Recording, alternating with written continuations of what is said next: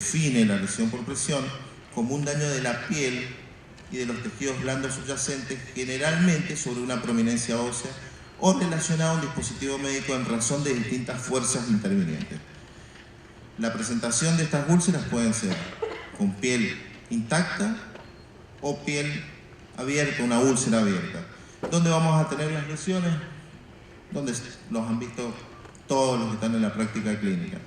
En la zona de los talones, en la zona de los sacros principalmente, 50% de las lesiones por presión en el sacro, casi el 35% de las lesiones por presión en los talones.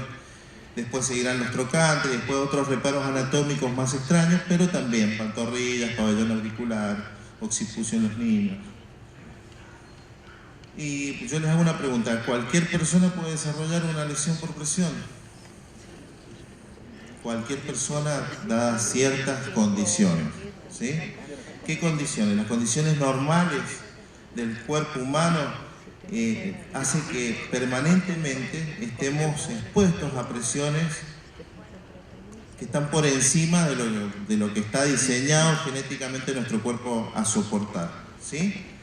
Cada vez que nosotros estamos sometidos a presiones por encima de ese nivel, automáticamente el cerebro nos manda una señal y te dice: Diego, estás apoyado hace mucho tiempo sobre tu glúteo izquierdo, tu isquion te está matando, cambia de posición. Y hacemos esto, que es lo que están haciendo todos ustedes en este momento.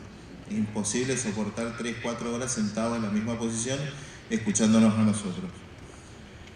¿Qué fuerzas, qué presiones, qué factores? Bueno, vamos a tener la presión vertical del plano óseo sobre el tejido, ¿sí? Que apoya sobre otro plano duro, que es la cama, la silla, ¿sí? La silla de ruedas. La presión que esté en contacto entre la epidermis y la superficie de apoyo también va a generar fricción y también va a generar daño, ¿sí?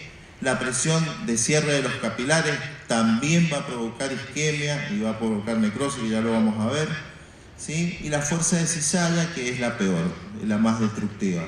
Yo siempre doy el ejemplo de cuando uno está en el verano sentado en una pileta de plástico al lado de la pileta. Te sentás y ¿qué pasa? Te vas para adelante. Te acomodás.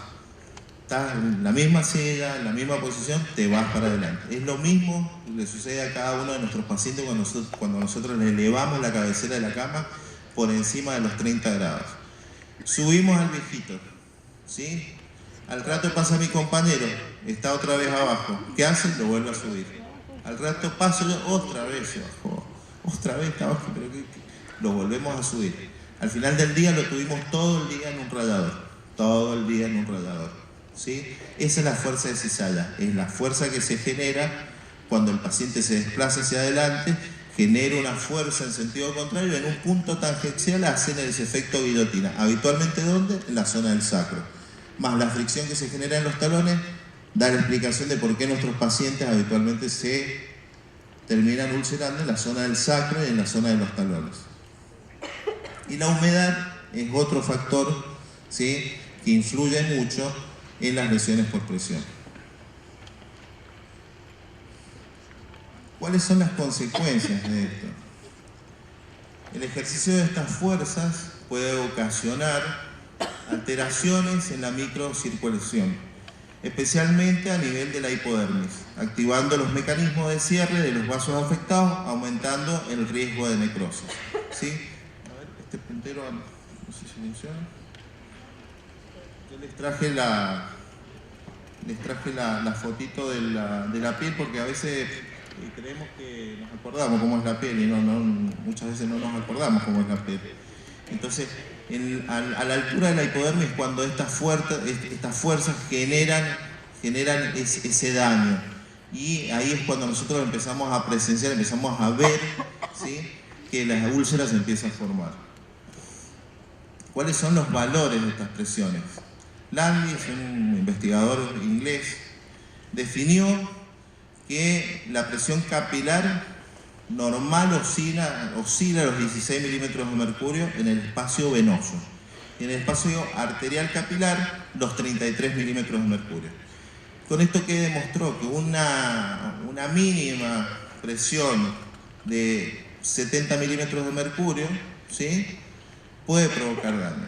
Esto lo profundizó luego Cossier, que era un gerontólogo, y demostró que pasadas las 2 horas de esa mínima presión de 70 milímetros de mercurio, ya empieza a haber daño tisular. ¿Cómo lo ejemplifico para que ustedes más o menos tomen noción? ¿Le han tomado la presión alguna vez a alguno de ustedes? ¿Sí? ¿El manguito a cuánto lo subimos? 160, 170 milímetros de mercurio.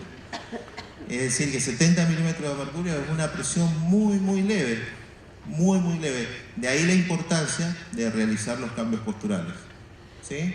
De ahí la importancia de cada 2 horas realizar los cambios posturales. ¿Saben dónde nace totalmente empírico esto? En la guerra de Crimea, ¿quién estaba?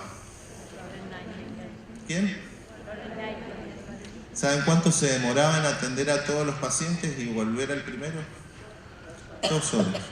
De ahí nació en forma empírica lo de movilizar a los pacientes cada 2 horas. Después, muchísimos años después, ¿sí?, lo pudieron evidenciar científicamente el beneficio de realizar esta acción de enfermería.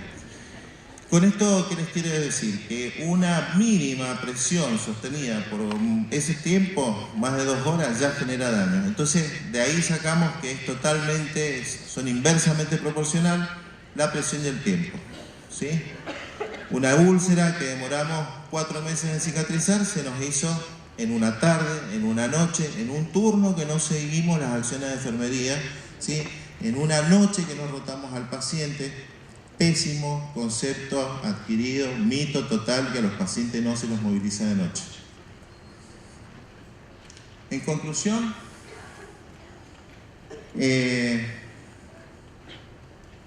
pasa más o menos esto, ¿sí? Con los pacientes son más o menos así, vamos caminando por los pasillos de la sala y no sabemos qué paciente está sufriendo, qué paciente está en riesgo de que su tejido comienza a desarrollar una úlcera. Vamos a tener que estar dormido, vamos a tener que estar ahora enganchado con la charla, el que está distraído, el que no le importa, y eso es natural. Es lo mismo que vamos a ver con cada uno de nuestros pacientes cuando caminemos los pasillos de los hospitales. La clasificación. La clasificación empieza así, con esta modificación se ampliaron de la clásica clasificación de los 4 estadios del 1 al 4. Ahora son varios más estadios, cambiaron un poquito también los números, antes eran números romanos, ahora son números arábigos. Y el estadio 1 hace referencia a una lesión con piel intacta y eritema no blanqueable. Es decir, cuando nosotros presionamos la úlcera, ese eritema rojo no blanquea, sigue rojo. Eso ya es una lesión por presión grado 1. La clásica lesión en el trocánter. Levante la mano, ¿quién ha visto esto en los hospitales? No. Clásica lesión por presión. Ojo con esta lesión. Esta lesión la podemos revertir con algunas acciones de enfermería que ya vamos a hablar cuáles son. Esta lesión es la que no tiene que llegar a un estadio 4. Entonces acá cuando nosotros veamos a un paciente con un eritema, no es para el dermatólogo, chicos.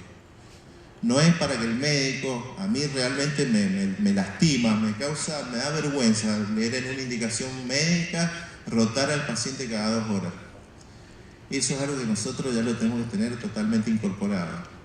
Entonces cuando nosotros veamos a un paciente con una lesión en estadio 1, es cuando tienen que encenderse todas las alarmas. A ese paciente hay que atenderlo con urgencia, realmente hay que empezar en forma urgente ciertas acciones de enfermería, porque si no es el paciente que se va con el cráter en su cuerpo como el de la primera foto.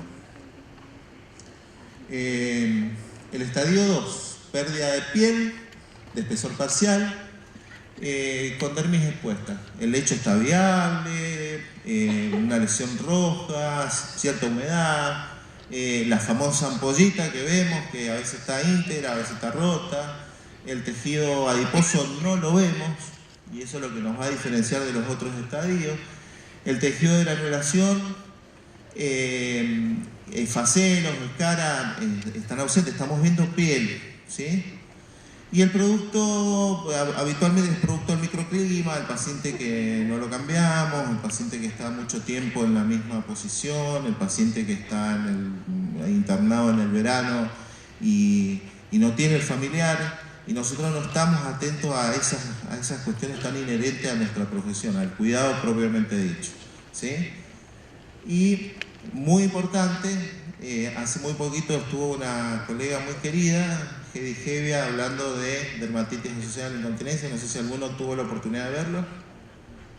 ¿Alguno lo pudo ver? Bueno, allá, hay gente que estuvo. Realmente ella es uno de los referentes a nivel global de dermatitis asociada a la incontinencia. Y es muy importante no confundir estas lesiones con dermatitis asociada a la incontinencia. Una dermatitis asociada a la incontinencia no es una lesión por presión, ¿sí? Y ahí tenemos la lesión. Es la clásica lesión en estadio 2. La lesión en estadio 3, pérdida total del espesor de la piel, ¿sí? El tejido adiposo y el tejido de granulación son visibles. Hay una presencia de epíbole, que es un nuevo concepto que se incorpora en esta modificación de la clasificación, ¿sí? Que ya lo vamos a ver. Facelos y escaras probablemente visibles, no necesariamente visibles. Probables tunelizaciones, la fascia, músculo, tendones, ¿sí? Huesos no están expuestos, no están expuestos. Esa es una lesión grado 3. La clásica lesión en el talón. La epíbole es esto. Es el paciente que vemos con una úlcera, lesionado medular, le preguntamos hace cuánto que tiene esta úlcera.